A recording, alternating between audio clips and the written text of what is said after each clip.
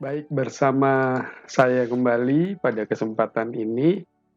Selamat berjumpa, saudara terkasih di dalam Tuhan Yesus Kristus. Kita akan melanjutkan pembicaraan kita, pelajaran kita tentang firman Tuhan. Pertemuan kedua bersama dengan saya, supaya kita sama-sama belajar dan kita diberkati oleh firman Tuhan. Sebelumnya kita akan berdoa terlebih dahulu sebelum kita memulai pembahasan lebih lanjut supaya Allah Roh Kudus membimbing kita dengan lebih baik, lebih benar. Bapa di dalam sorga, terima kasih pada kesempatan ini. Kami datang kembali kepadamu, mohon pertolonganmu, mohon urapanmu, mohon iluminasimu dan penyertaanmu dalam kami mau belajar daripada firman-Mu. Allah Roh Kudus hadir memenuhi hidup kami, menguasai hati dan pikiran kami supaya kami fokus dan lebih mengerti dalam pelajaran firman Tuhan yang akan disampaikan, dijabarkan secara sederhana ini.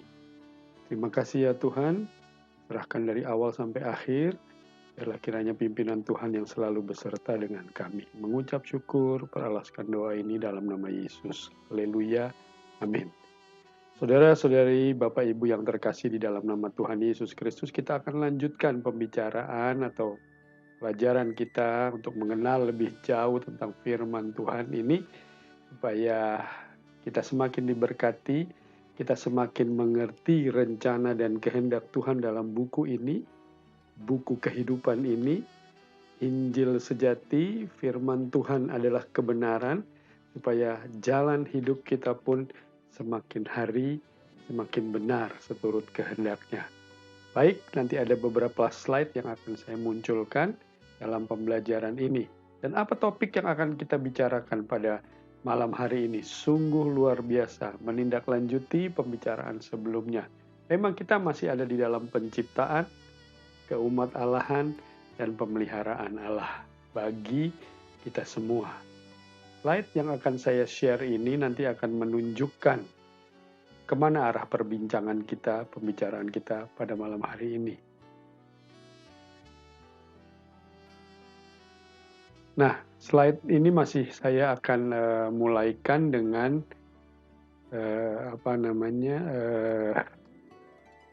bahasa yang begitu banyak dari seluruh dunia tentang firman Tuhan, ya. Di hari kemarin kita sudah melihat, saudara bisa melihat, inilah firman Tuhan dalam berbagai bahasa.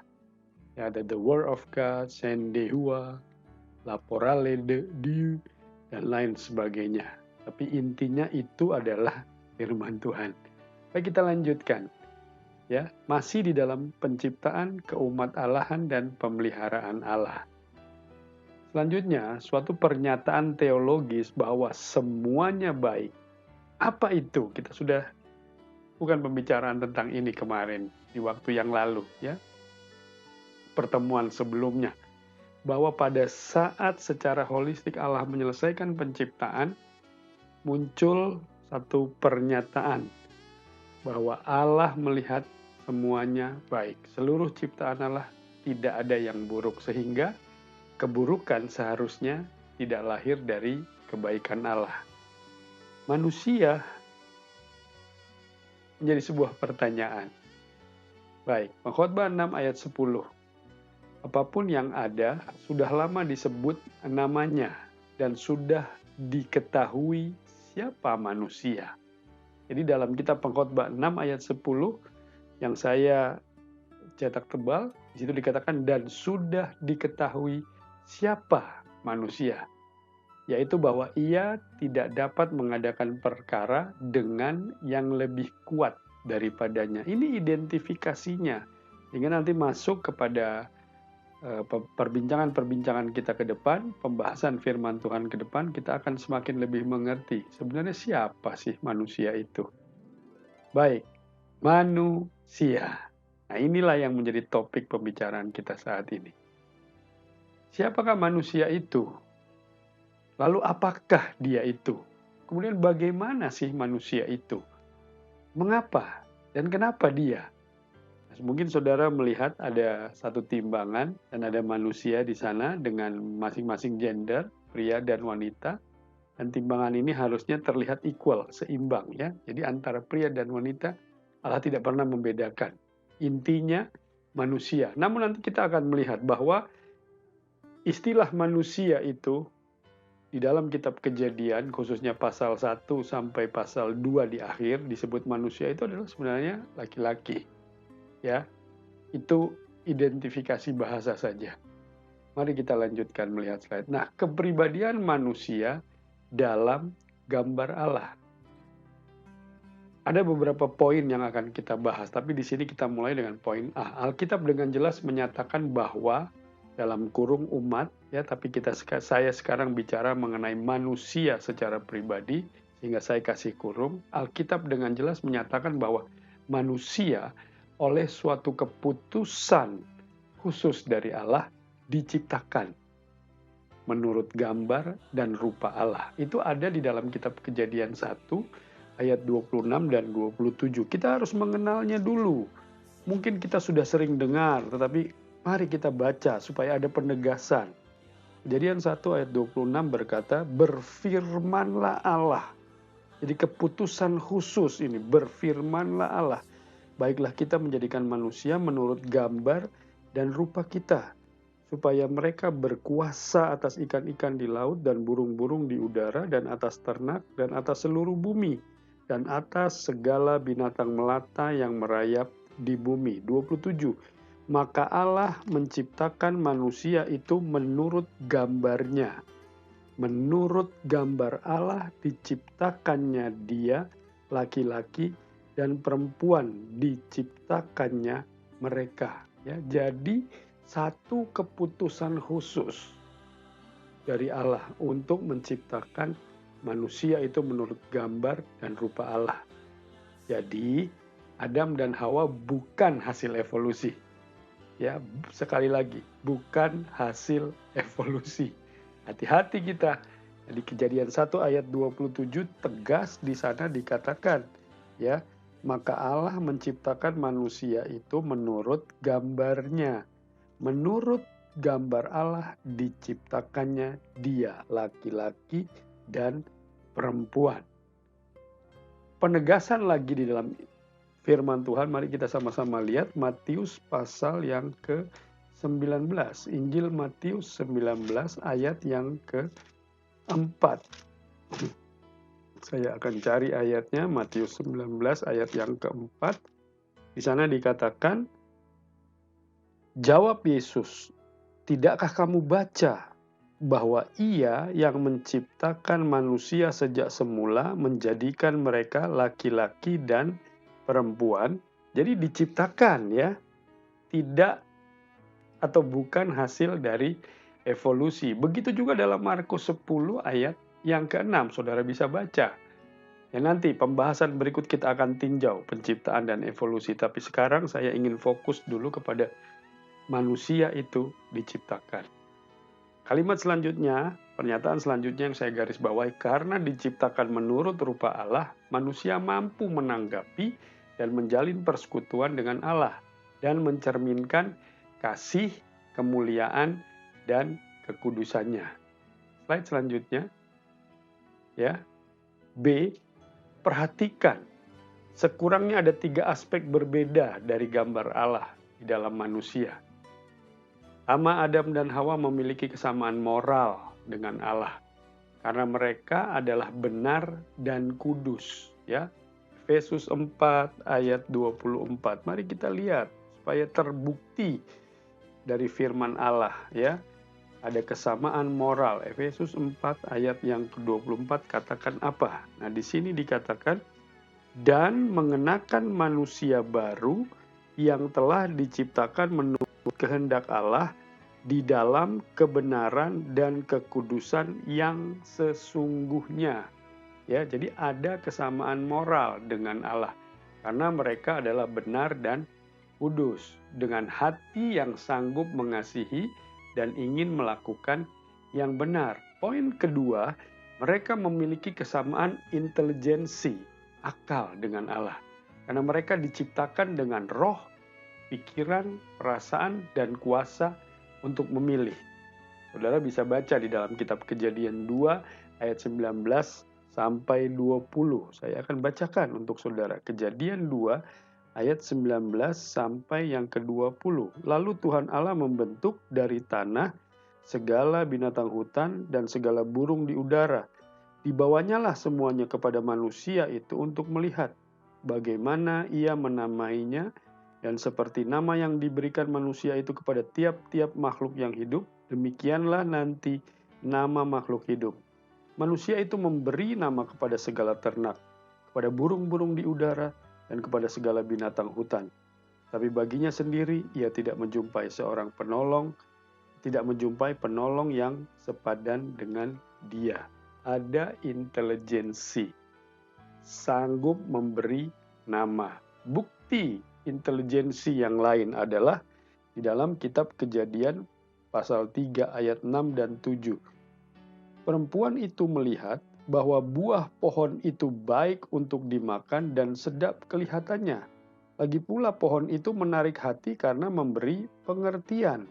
Lalu ia mengambil dari buahnya dan dimakannya, dan diberikannya juga kepada suaminya yang bersama-sama dengan dia, dan suaminya pun memakannya. Maka terbukalah mata mereka berdua, dan mereka tahu bahwa mereka telanjang. Lalu mereka menyemat daun pohon ara dan membuat cawat. Ada akal budi. Ya, kalau kita membaca dan mengikuti ayat-ayat tadi, memiliki kesamaan dengan Allah, yaitu memiliki intelijensi. Pernyataan selanjutnya, dalam arti kata tertentu, susunan jasmaniah manusia adalah menurut gambar Allah dalam cara yang berbeda dengan binatang. Jadi secara jasmaniah, bentuk struktur tubuh manusia itu menurut gambar Allah. Allah memberikan kepada manusia rupa yang dengannya dia akan menampakkan diri dalam perjanjian lama. Ada di dalam kitab Kejadian 18 ayat 1 dan 2. Kejadian pasal yang ke-18. Mari saya akan bacakan buat kita semua. Firman Allah berkata seperti ini. Kemudian Tuhan menampakkan diri kepada Abraham dekat pohon tarbantin di Mamre. Sedang ia duduk di pintu kemahnya waktu hari panas terik. Ketika ia mengangkat mukanya, ia melihat 3 orang berdiri di depannya. Ya, ayat 2 menyatakan seperti itu. Padahal di ayat pertama dikatakan kemudian Tuhan menampakkan diri kepada Abraham. Ayat 2 katakan, ia melihat 3 orang berdiri di depannya. Abraham melihat 3 orang. Pada saat Tuhan menampakkan diri kepada Abraham, ia melihat 3 orang. Jadi jelas 3 orang, bentuknya manusia, bentuknya orang. Ya, Allah memberikan kepada manusia rupa yang dengannya dia akan menampakkan diri. Yaitu dinyatakan dalam perjanjian lama melalui Kejadian ayat 18, 1 dan 2. Dan bentuk yang sekali kelak akan dipakai oleh anaknya. Siapa itu? Yesus tentu saja. Lukas 1 ayat 35. Ya, di sana dikatakan bahwa bayi itu akan lahir.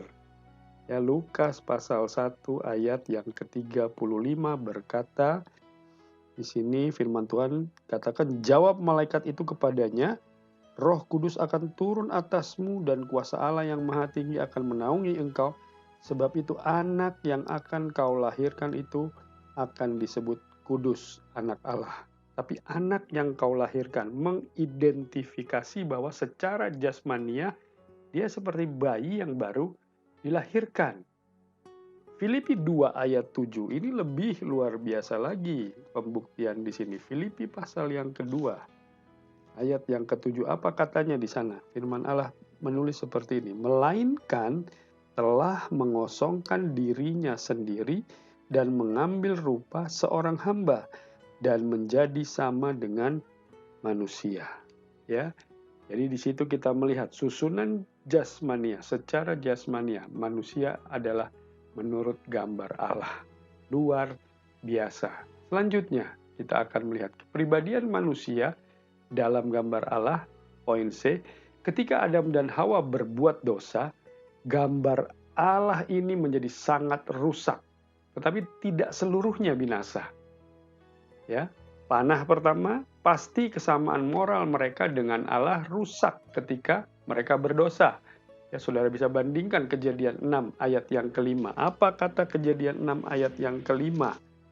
Di sana dikatakan ketika dilihat Tuhan bahwa kejahatan manusia besar di bumi dan bahwa segala kecenderungan hatinya selalu membuahkan kejahatan semata. Coba bisa kita bayangkan. Kesamaan moral mereka dengan Allah mulai rusak. Ya, mereka berdosa, tetapi tidak binasa secara jasmani. Ya, sehingga mereka tidak sempurna dan kudus lagi. Saya jelas-jelas tulis cetak tebal. Tapi kini cenderung berbuat dosa, ya, tidak kudus lagi, kecenderungannya berbuat dosa. Kejadian 6 ayat 5 katakan kecenderungan hatinya, ya, membuahkan kejahatan semata-mata. Kecenderungan ini mereka turunkan kepada anak-anak, ya. Saudara bisa baca itu di Kejadian pasal 4. Mulai lahirlah anak-anak yang kita lihat akhirnya apa yang terjadi kepada anak-anak itu. Kemudian Roma 5 ayat 12, coba kita lihat. Roma pasal 5 ayat yang ke-12. Kitab Roma pasal 5. Firman Allah berkata, sebab itu sama seperti dosa telah masuk ke dalam dunia oleh satu orang, dan oleh dosa itu juga maut. Demikianlah maut itu telah menjalar kepada semua orang, karena semua orang telah berbuat dosa. Ya, jadi turun-temurun, berkelanjutan seperti itu. Dan apa yang ditakutkan karena dosa? Maut, kebinasaan, kematian jasmani. Di tengah-tengah bencana kemanusiaan yang terjadi di tahun ini, kita melihat apa yang dihadapi dan diperangi benarnya bukan virusnya, tetapi dampak daripada virus itu. Ya.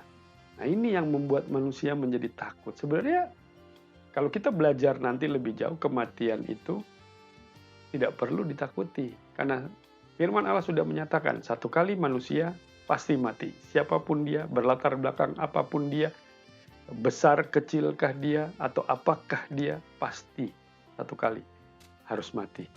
Ya. Perjanjian baru menegaskan kerusakan gambar Allah ini ketika menyatakan bahwa orang percaya tertebus harus dibaharui kepada kesamaan moral yang semula dari Allah. Jadi orang percaya, kita nih sekarang yang hidup di era ini, sebelum kita dan nanti sesudah kita, orang-orang yang percaya yang tertebus, ya, yang tertebus oleh darah Kristus harus dibaharui. Jadi bukan terus otomatis ya kita sudah tertebus oleh darah Kristus lalu ya kita hidup jalani sekali selamat tetap selamat. Tidak, harus dibaharui kepada kesamaan moral yang semula dari Allah. Artinya apa? Terus kerjakan, terus dibaharui, terus dibaharui. Mari kita lihat Efesus pasal yang keempat, ya, di sana. Cukup panjang pembacaan ini, tapi saya tidak akan bacakan semua. Ya, Efesus pasal yang keempat. Di situ dikatakan ayat 22 mulai, ya. Efesus pasal 4 ayat 22. Firman Allah berkata seperti ini, yaitu bahwa kamu berhubung dengan kehidupan kamu yang dahulu harus menanggalkan manusia lama yang menemui kebinasaannya oleh nafsunya yang menyesatkan, supaya kamu dibaharui di dalam roh dan pikiranmu dan mengenakan manusia baru yang telah diciptakan menurut kehendak Allah di dalam kebenaran dan kekudusan yang sesungguhnya. Saya mohon maaf itu ada kekeliruan pengetikan ayat. Di situ tertulis 44, seharusnya 24. Efesus 4 ayat 22 sampai 24. Saudara bisa bandingkan lagi nanti di dalam Kolose 3 ayat 10. Saudara bisa baca. Karena kalau saya bacakan semua, saudara tidak belajar nanti. Ya, saudara boleh baca, buka itu di rumah. Renungkan kembali, pelajari kembali, amat-amati kembali, teliti kembali. Ya, Selanjutnya, kita lihat panah kedua, pada saat bersamaan manusia berdosa masih memiliki banyak aspek kesamaan dengan Allah dalam hal akal, dengan kemampuan untuk bersekutu dan berkomunikasi dengan Dia.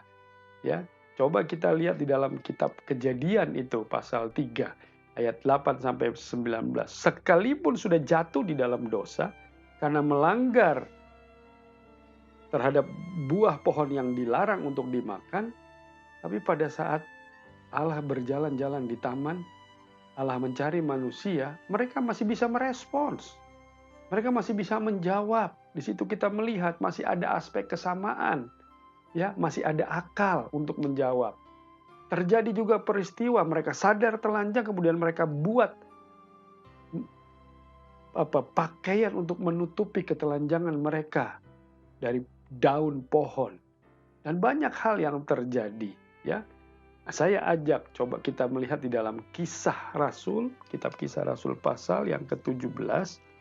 Ya, ini membuktikan bahwa Perjanjian Baru pun menceritakan tentang itu. Kisah Rasul pasal yang ke-17. Mari sama-sama kita lihat. Apa kata ayat firman Tuhan di Kisah Rasul 17 ayat yang ke-27. Saya akan mulai baca. Firman Tuhan berkata seperti ini. Supaya mereka mencari Dia dan mudah-mudahan menjamah dan menemukan Dia. Walaupun Ia tidak jauh dari kita masing-masing. Sebab di dalam Dia kita hidup, kita bergerak, kita ada. Seperti yang telah juga dikatakan oleh pujangga-pujanggamu. Sebab kita ini dari keturunan Allah juga. Ya, nah itu luar biasa. Kita sebenarnya dari keturunan Allah juga. Cuman hancur berantakan karena dosa yang terjadi di Taman Eden itu. Dimensi gambar Allah ini juga rusak, tapi tidak dihapuskan seluruhnya ketika Adam dan Hawa berdosa di Taman Eden. Ya. Kejadian 9 ayat yang ke-6, apa katanya? Nanti sebelum kita ke Yakobus. Kejadian 9 ayat yang ke-6. Di sana dikatakan, Kejadian 9 ayat yang ke-6, siapa yang menumpahkan darah manusia, darahnya akan tertumpah oleh manusia. Perhatikan, sebab Allah membuat manusia itu menurut gambarnya sendiri. Jadi dimensi gambar Allah mulai rusak. Mulai ada pertumpahan darah, pembunuhan. Jadi dosa begitu semakin jahat, semakin merasuk, semakin gelap. Dan inilah yang menjadi merusak gambar Allah. Yakobus 3, mari kita lihat. Kitab Yakobus pasal yang ke-3 ayat yang ke-9. Apa kata firman Tuhan? Yakobus 3 ayat 9. Dengan lidah kita memuji Tuhan Bapa kita, dan dengan lidah kita mengutuk manusia yang diciptakan menurut rupa Allah. Jadi dari bagian tubuh yang sama yang diciptakan sempurna, diciptakan sungguh amat baik. Datang puji-pujian bisa juga mengutuki orang. Ini yang disebut dimensi gambar Allah mulai rusak. Padahal dimensi gambar Allah adalah kebaikan. Kita lihat di slide pertama tadi. Tidak ada kerusakan, tidak ada kehancuran di dalam Allah. Ya, dimensi gambar Allah itu baik, tapi hancur karena dosa. Nah, mari kita sama-sama lihat di slide selanjutnya. Pertanyaannya, siapakah manusia itu? Apakah manusia itu? Bagaimana manusia itu? Mengapa dan kenapa dia? Kita sudah bicarakan dengan referensi ayat-ayat yang hadir. Ya. Nah, di sini kita melihat pertanyaan ini muncul karena kondisi dan keadaan manusia sekarang. Tidak bicara kepada orang lain, tidak bicara kepada manusia lain, tapi lihat diri kita sendiri, bercermin. Diri kita sendiri yang bercermin. Kata firman Allah, baru saja bercermin. Kemudian kita tinggalkan cermin itu, dan kita sudah lupa keadaan kita. Itu artinya apa? Harusnya yang tertampak itu gambar Allah. Tapi pada saat kita meninggalkan cermin itu apa? Firman Tuhan. Alkitab ini. Kita tinggalkan sesaat, kita sudah lupa lagi bagaimana harus menjadi manusia dalam tanda kutip.